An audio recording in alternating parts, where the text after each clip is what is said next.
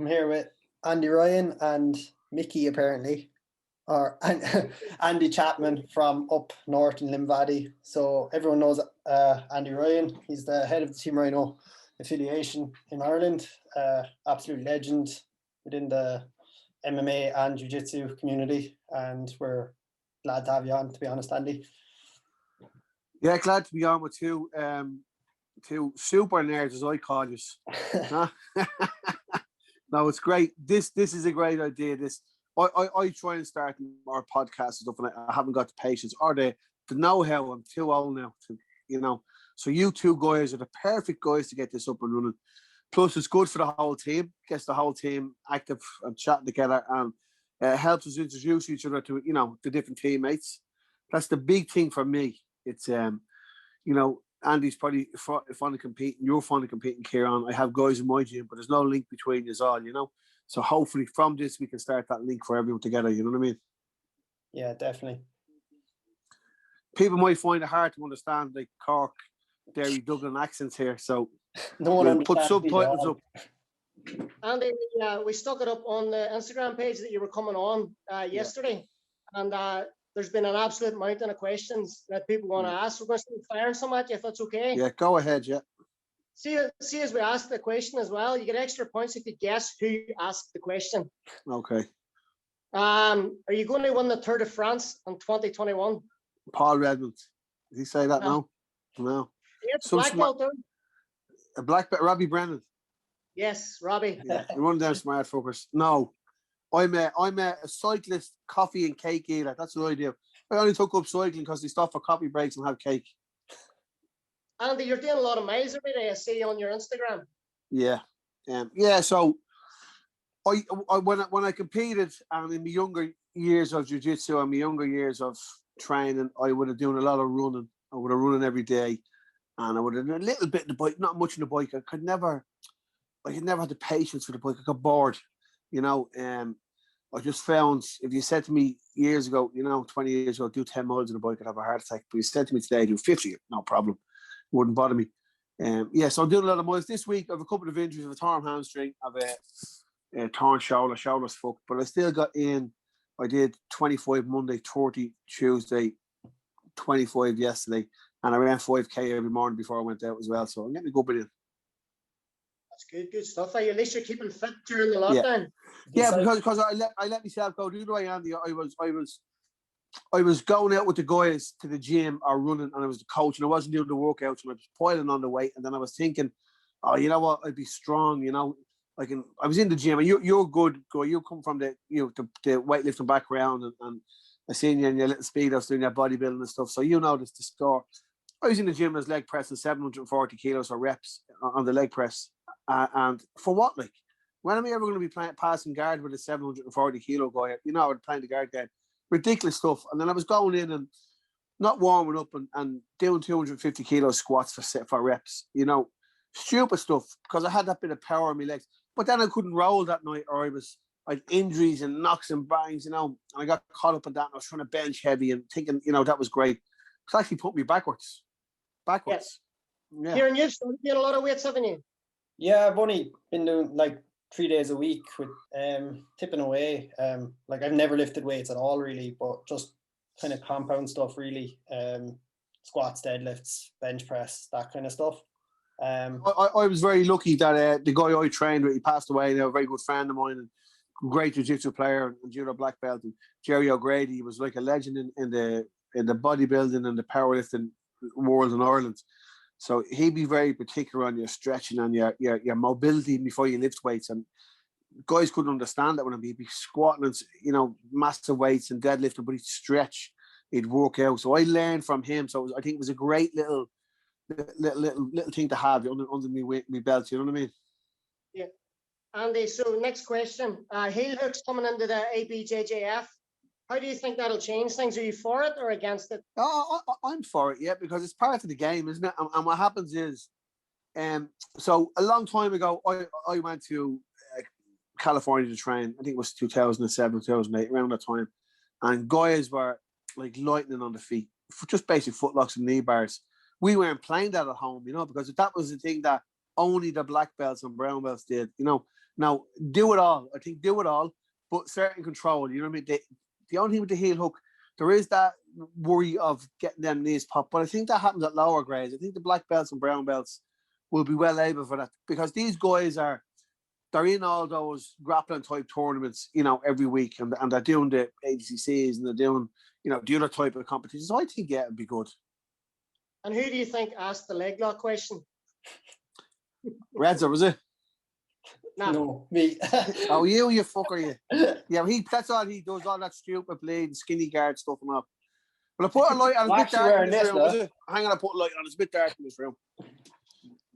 Can't see me good complexion, that's a bit better now. Like my t-shirt, Andy. There, yeah, see, I was close. Yeah, I know, listen, it's a good game. I did it. I wouldn't have been mad in the leg lock game, but I won a couple of fights with toe holds and stuff like that, and it was just messing about with them. But I think it's great with Redzer, the butcher in the gym. He has all the youngness doing it, and he'll be rolling with them, and half of them don't know how to pass a guard, but they're doing a rolling toe hold on you or something, so it's a bit of crack. Yeah, I think it's good. Andy, 2 affiliate questions now. First one, Who's your favourite affiliate? Team Ryano, Donamates, because it's my own gym anyway. None of them hate us all. No, that's the thing. I actually asked that question. Now, so the thing with that is, it's great. It's great for me to see the newer gyms coming up, because it reminds me of when we started. And I think when you look at the senior gym, my gym, you can get a bit stale, and you can get a bit. You can see you might take things for granted.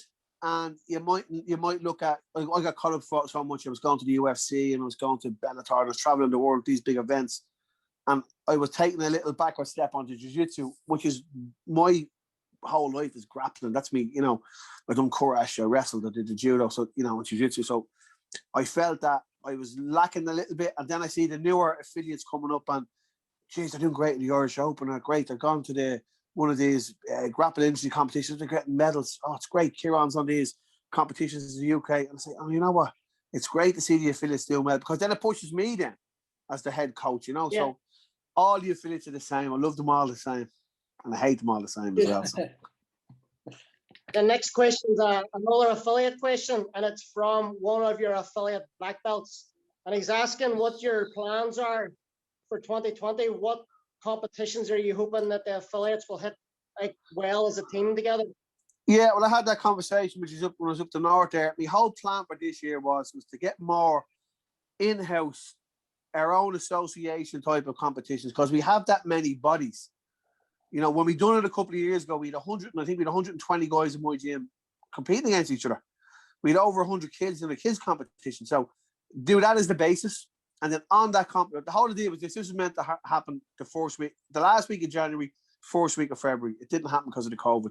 So we were going to have an in-house competition, get all the affiliates together.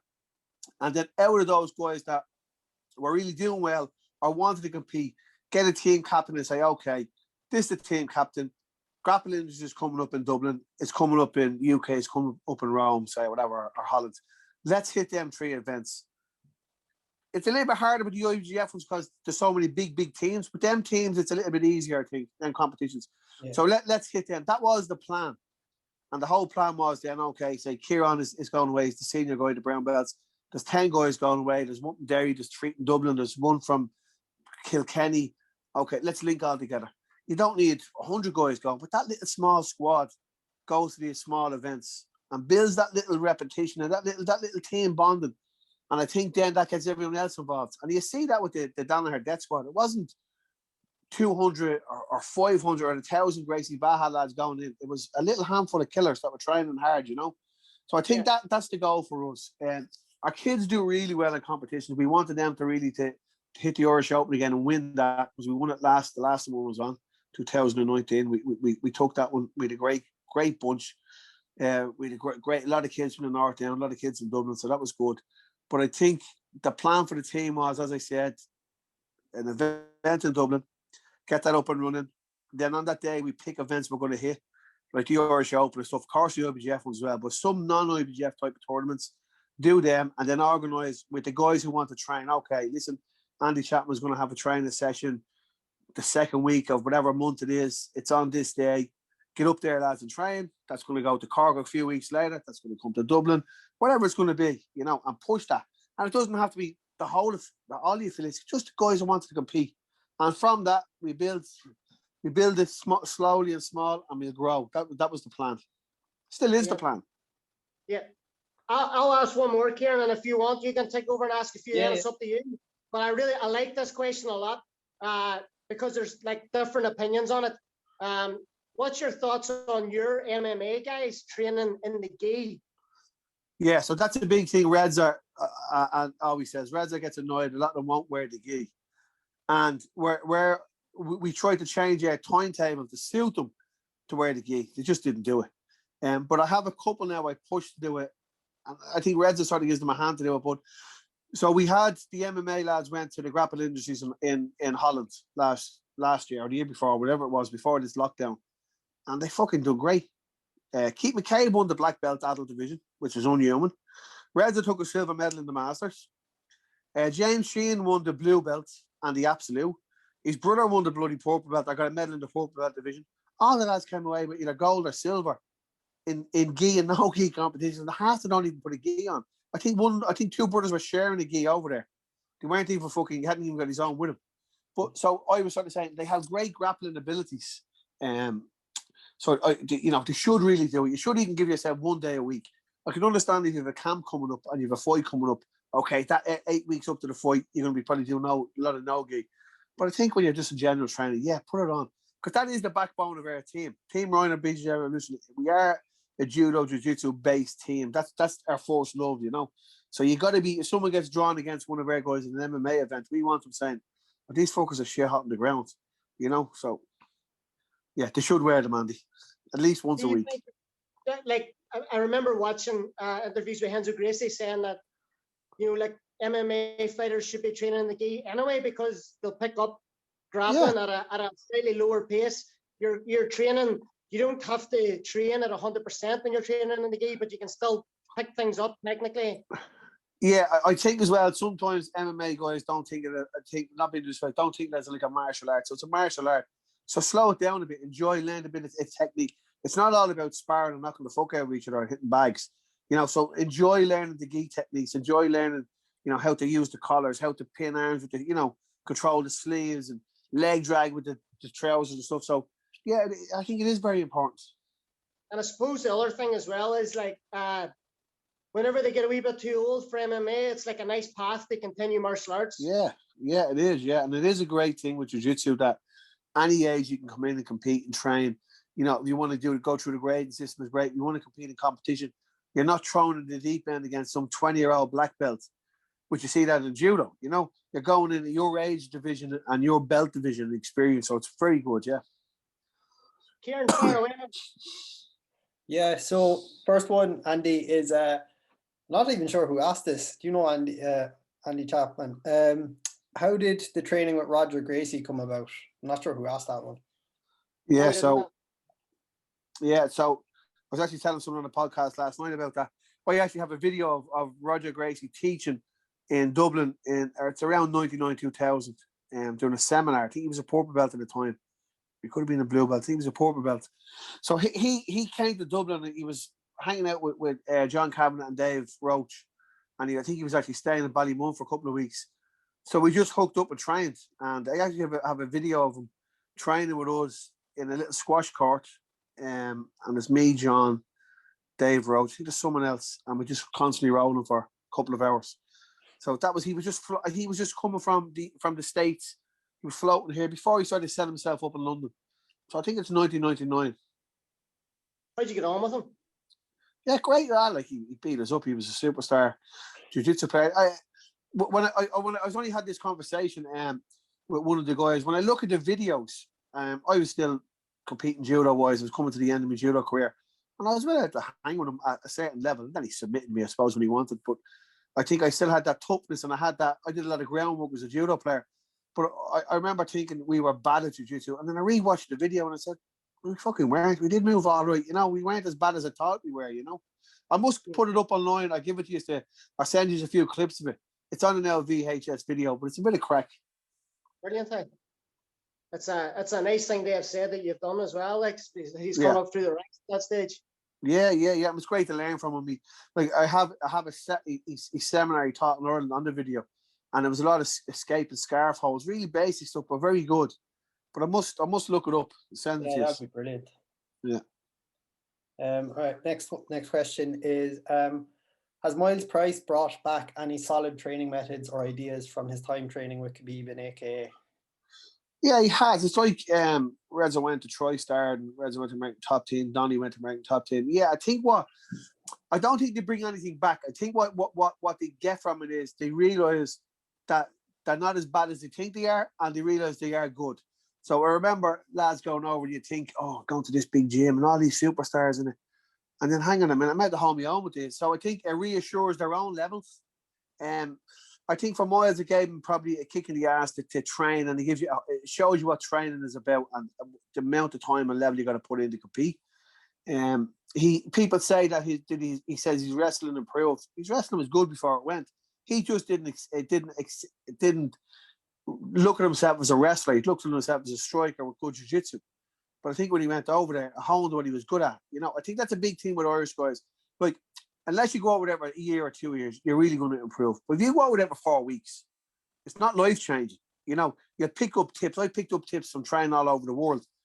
But it's what you put in at home, and the work you put in is where the real foundation comes from. So I think he did learn something, but I just think that it just strengthened what he already had, and I think that would be very disrespectful to Miles and to us as a team to think that he went away for 4 to 8 weeks and come back a totally different guy. No, he went away with a good set of skills. He's a very good striker. He's a very good jiu-jitsu player, and he's an awkward wrestler. So he went over them. Okay, maybe they sharpened certain parts of his game, but he was good at them already, So I think sometimes we think when we turn up in these places, I'm from Ireland, I'm not as good as these guys. Yeah, of course you're not as good as an NCAA wrestler. That's his game. But when you're wrestling and striking and there's MMA and everything, then it evens out a little bit. So I think he did come back switched on and in a good place. But I think he was good before he went. I'm sure that Khabib got plenty from Miles as well. Yeah, people always think that we're going over as the dopey Irish guy, But I don't know how much training done with Khabib. Khabib sort of has his own team and does his own bits and pieces, you know what I mean? But it's just been that environment, I think, changes you. It's the environment. I think if he was there for a year, it would make a big difference. Yeah. But I don't think 2 or 3 months makes a massive difference. I just think it sharpens what you already have. And he already was a good fighter, Reza learned that when he went to TriStar. He went over to TriStar and he was up at these big names and he said, I'm coming over here and I'm going to be thrown in the deep end. And then he's rolling with guys, he's able to submit guys, and he's sparring guys, he's holding his own. Okay, I mightn't have as many high-level guys in the gym I'm at, but I'm as good as these fuckers. You know what I mean?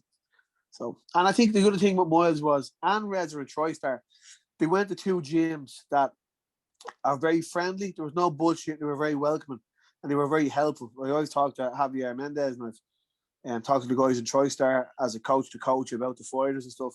And they're being really, really nice, very open, and didn't treat us like, didn't say to us, you want to talk to us? Okay, send me the $1,000 to speak to me. Very friendly. Gave me great advice as a coach, how to deal with fighters and players and stuff like that, So they were lucky they went to 2 good gyms. Do you think that's a switch though? Like the way you just mentioned there with the whole like how Miles and Reds are both, they like almost switched on a bit when they went to a different gym. Do you think that's almost something that everyone has to kind of almost experience to get to that higher level? Well, I had this conversation before with John Cabinet, and I said, okay, everyone thinks you got to go to America to make the UFC, and yet we had a load of guys that have never been to America and we're in the UFC. We have to stop making ourselves feel lower than everybody. The boxers don't do it, I think we're starting not to do it now since the Conor McGregor, standing up to anyone and winning fights and making a big name. We have to be confident going over. I went to San Diego in 2008 and I got my ass kicked. But I tell you one thing, I fucking let them know I wasn't there to be walked on. I went in there the first day and anyone tried to go hard at me, I went fucking hard with them.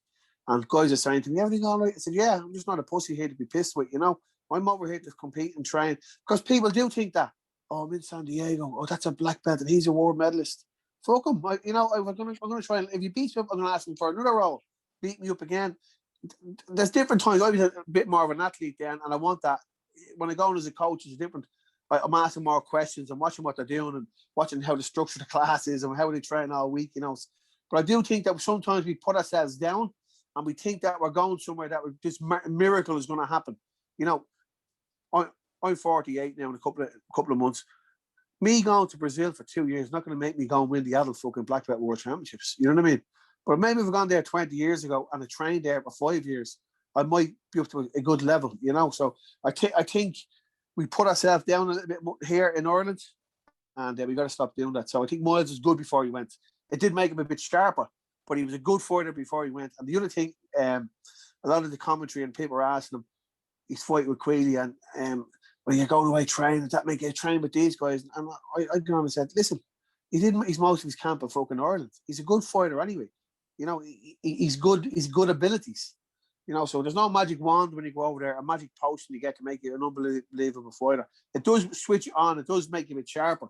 But I think if you haven't got the tools going over, you're fucked. Yeah, that's just my thoughts. You're saying you're 48 now, and a bit like personally, have you competitive goals?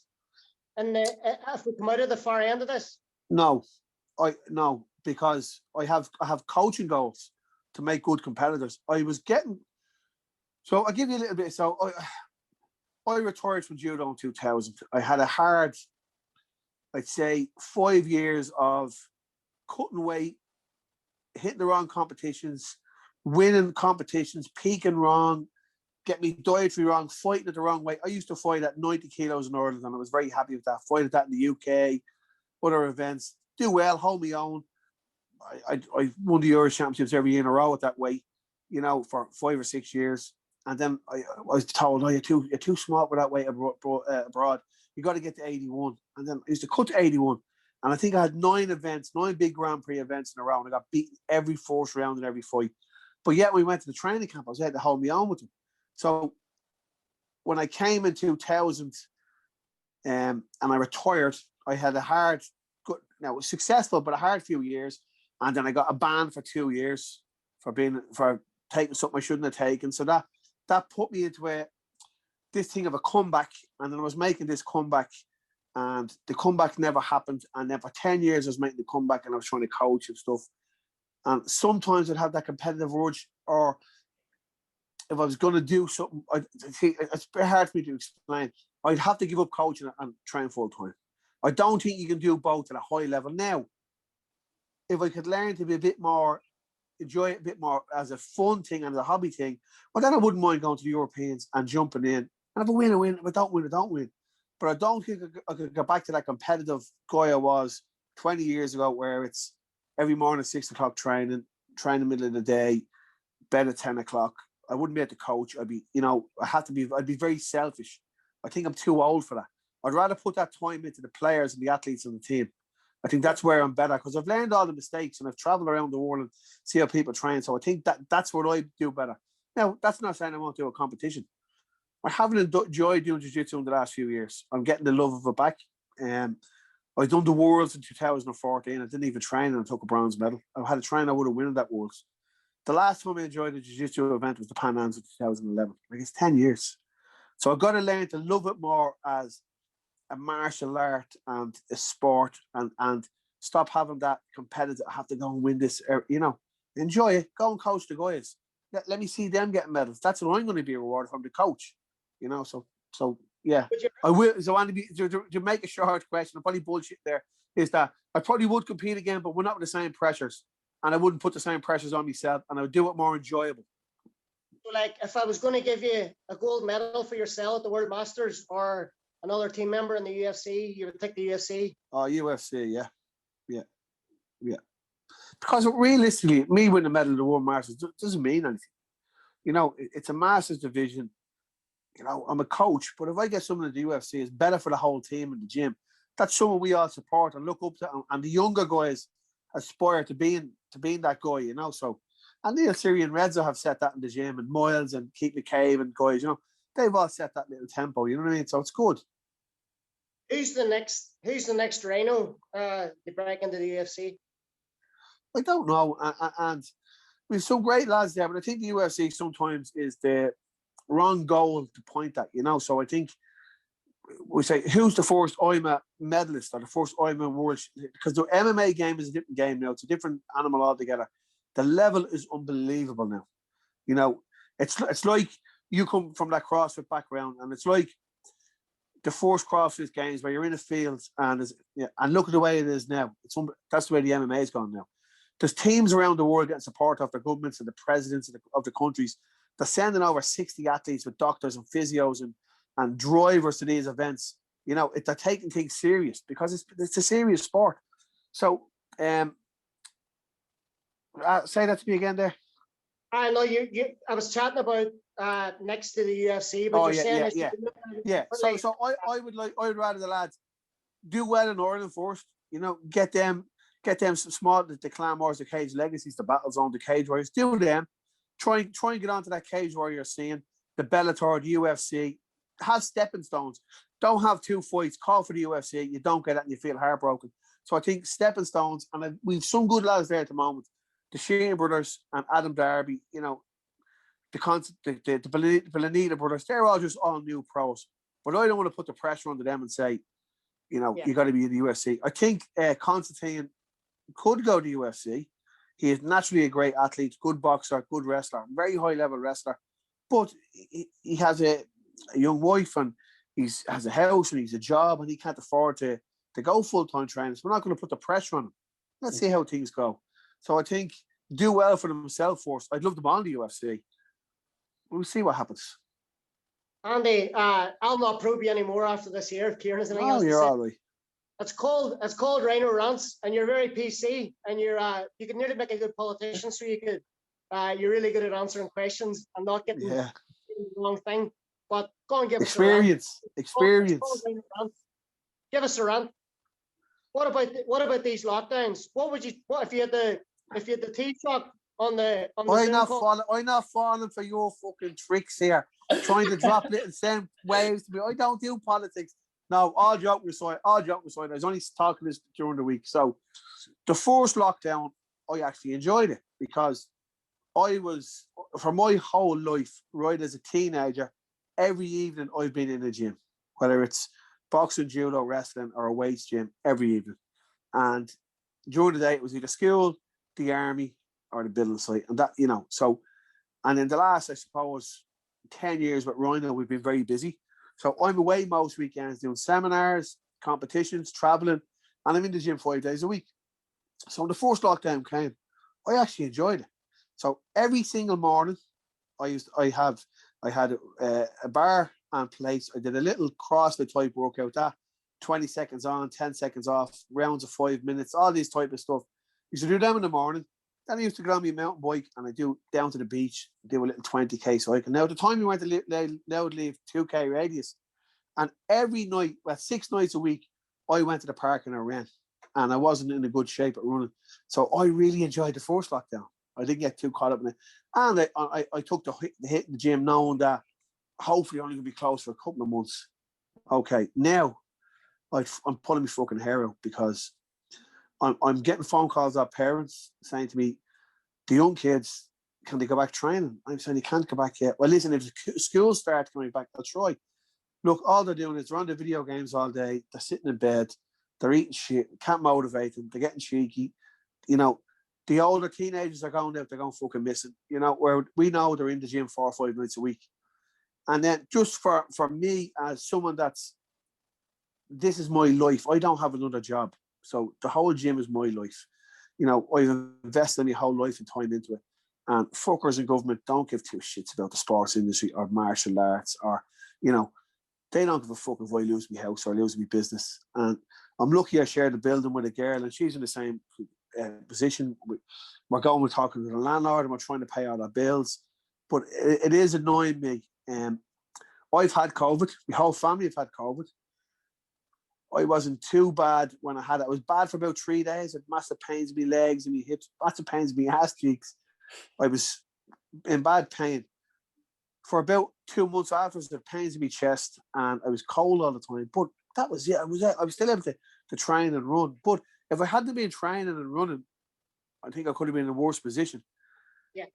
And then I look now and I say, there's loads of people getting it. My father had it, my mother, they all had it. They were all okay. And I'm saying, realistically, I think if someone that is unwell or has an underlying condition, or you're very elderly, okay, stay at home, lock yourself up.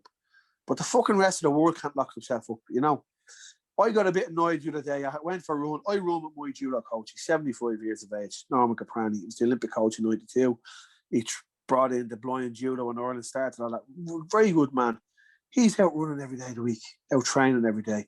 And we ran the other morning and we're sitting outside Starbucks. You can't even go in and sit down. We're sitting outside Starbucks and the fucking off license next door to us is open. 11 o'clock in the morning, it's open. And I'm saying, I can go in there and buy a tray of beer. I can walk around the McDonald's and buy 20 bleeding burgers, and I can sit in that park and eat all that shit and drink all that, or sit in a room and play PlayStation. What the fuck is that going to be good for you? You know? So you have me now, Andy, bleeding, ranting, you know? So this time it has really got me, and I am getting a bit annoyed with it, and I'm getting worried about it. I have a mortgage with kids, and of the business I'm trying to pay for, and of the business in done to me that's closed, shut altogether. I had to let coaches that were on a small wage there are gone. There's kids in that area have nowhere to fucking train, have nothing to do. You can't go to school. You can't fucking go and play a football match. You can't come to the gym. You can't go for a swim, you know. But you can go to the bookies, or you can go to the bleed, the off license, or you can go to fucking the takeaway, you know. So this one has annoyed me really, you know. And I think I'm coming to the end of me patience with it. The thing about it is as well, though, like try to put a positive slant on it. Like Ciaran runs a great big club in Cork. I've started running an affiliate. There has to be a big bounce back in our industry after this passes. Yeah. Hopefully. I'm hoping them kids all get back, you know. And then I'm just hoping some of the parents aren't too lazy and not pushing them to get back. You know what I mean? Yeah. Ciaran, I'm done, man. Have you anything else? It's hard to follow that rant. I don't know. There's only kind of two questions left on the list. One is when's the next Portugal trip happening? Which I suppose. Well, yeah. Well, hopefully we're going to go. We spoke to the hotel during the week, and we've sent them over to the Deposit Mash. They've had that, so we're just saying, look, don't do that on us yet. Don't cancel us. Don't fucking take our money on us. We're coming. So we just want to wait till the next. We get a little bit more freedom, but we are still planning for that date. A last resort we were thinking of. I was thinking of maybe there's something else we could do if it doesn't happen. And I was saying to Robbie, listen, if this doesn't happen, you can't travel. Let's do like a Super Ryano seminar where we get all the black belts to teach over the whole day, and we do a massive belt promotion and do a big team day, you know, bit of a barbecue outside and shit like that. But get all everyone involved, all the heads of all the affiliates involved, all the black belts involved. So that's planned too.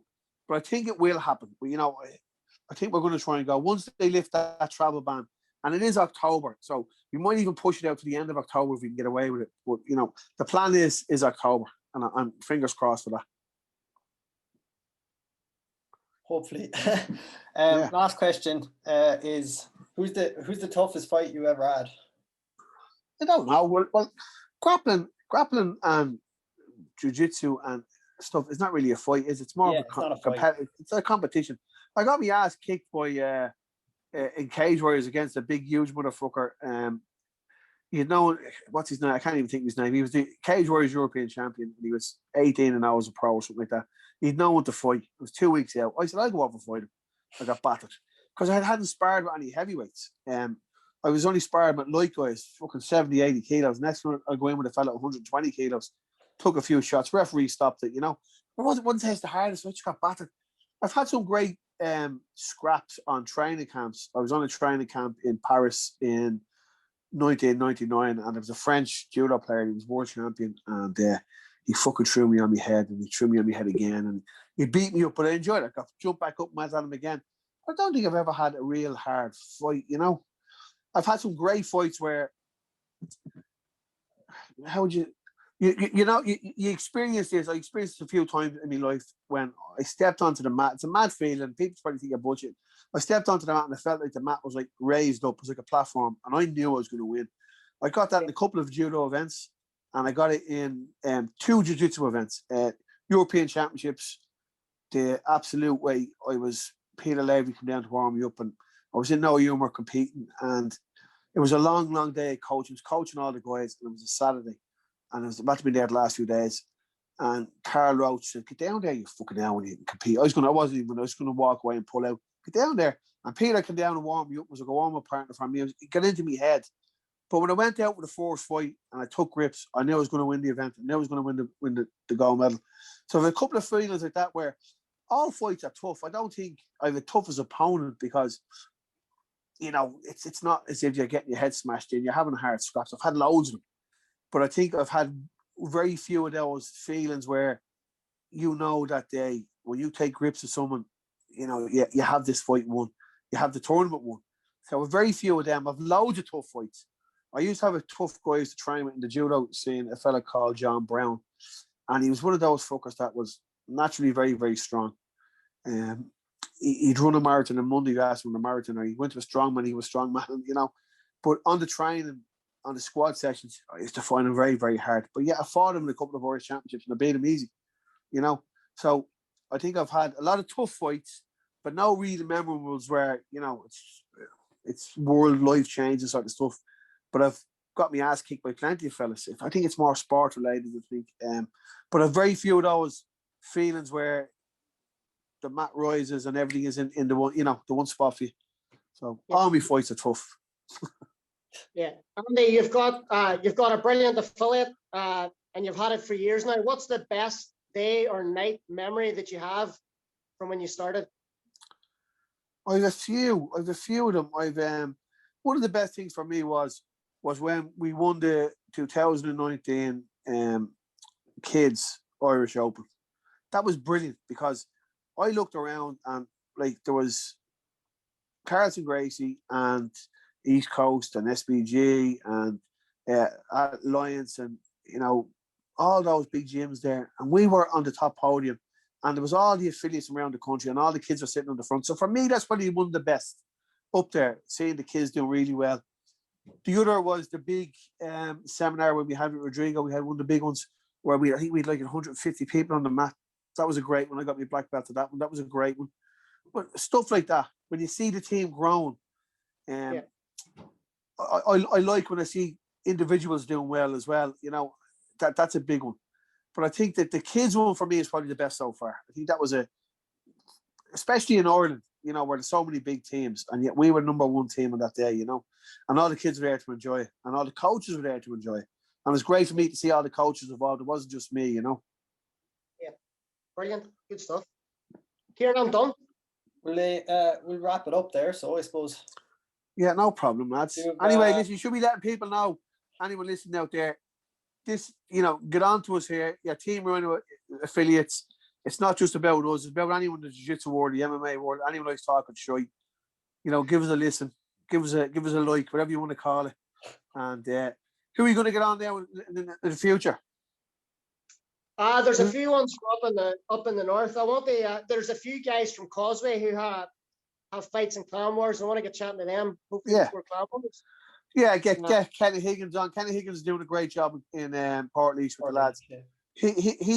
He's someone that is very loyal to the team and very supportive of us.